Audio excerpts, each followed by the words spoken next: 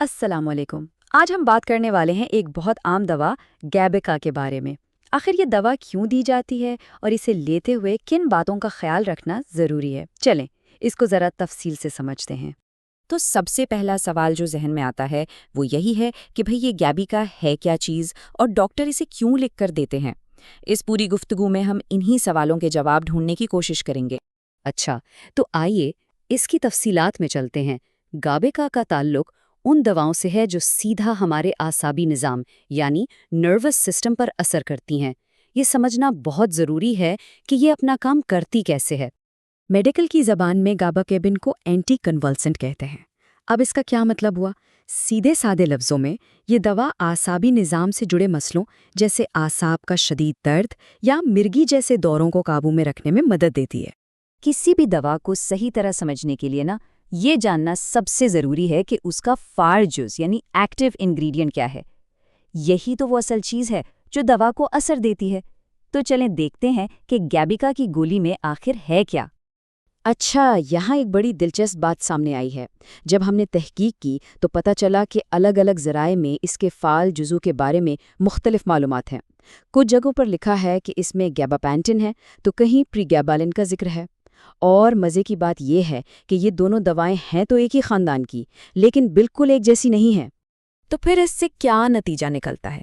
دیکھیں، سب سے ضروری بات یہ ہے کہ جب بھی کوئی دوا خاص طور پر گیبیکا استعمال کریں تو ایک بار اپنے ڈاکٹر یا فارماسسٹ سے ضرور پوچھ لیں کہ اس میں اصل جز کون سا ہے، تاکہ کسی قسم کا کوئی شک نہ رہے۔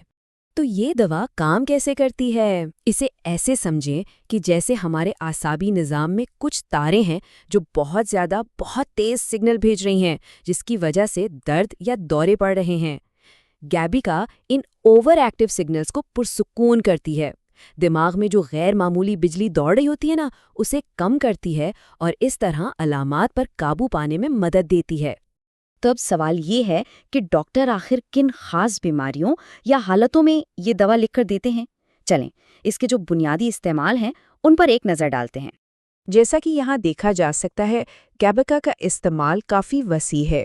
اسے شوگر کی وجہ سے ہونے والے اعصابی درد، مرگی کے کچھ خاص قسم کے دوروں اور شدید بے چینی یعنی GAD کے علاج میں استعمال کیا جاتا ہے۔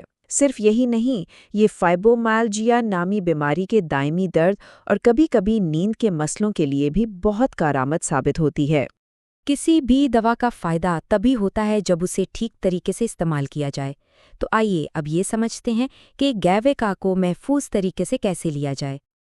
اب اس دوا کو ٹھیک سے استعمال کرنے کے 4 بنیادی اصول یاد رکھنے والے ہیں۔ پہلا تو یہ کہ ڈاکٹر نے جو خوراک اور جیسے بتائی ہے بس اسی پر عمل کرنا ہے۔ دوسرا، روزانہ ایک ہی وقت پر دوا لینی ہے۔ تیسرا، اسے کھانے کے ساتھ یا اس کے بغیر دونوں طرح سے لیا جا سکتا ہے۔ اور چوتھی اور سب سے اہم بات، ڈاکٹر سے پوچھے بغیر اس دوا کو خود سے اچانک بالکل بند نہیں کرنا۔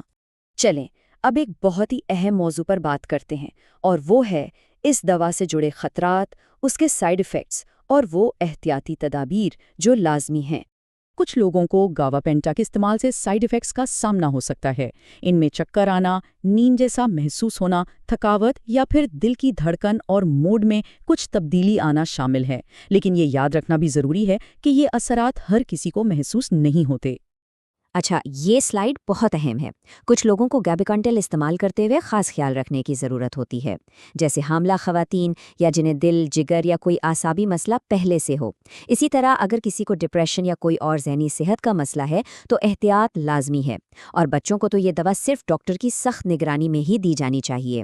ان تمام صورتوں میں ڈاکٹر کی رائے سب سے پہلے ہے۔ ایک اور بہت ضروری بات، اس دوا کے ساتھ الکوہول کا استعمال بالکل ممنوع ہے۔ ایسا کرنے سے اس کے سائیڈ ایفیکٹس، خاص طور پر غنودگی اور چکر آنا، بہت زیادہ شدید ہو سکتے ہیں۔ آخر میں سب سے اہم پیغام یہی ہے کہ اگر ڈاکٹر کی ہدایت کے مطابق استعمال کی جائے تو گیبیکا ایک محفوظ دوا ہو سکتی ہے۔ یاد رکھنے والی بات یہ ہے کہ صحت کی ذمہ داری انسان کے اپنے ہاتھ میں ہوتی ہے، اور محفوظ علاج کی چابی ہمیشہ طبی رہنمائی ہی ہے۔ تو یہ تھی گاباپینٹن کے بارے میں ہماری آج کی گفتگو۔ امید ہے کہ اس سے اس دوا کو بہتر سمجھنے میں مدد ملی ہوگی۔ اب ہم یہ جاننا چاہیں گے کہ اگلی بار کس عام دوا پر اسی طرح تفصیل سے بات کی جائے۔ अपनी राय हमें ज़रूर बताइएगा।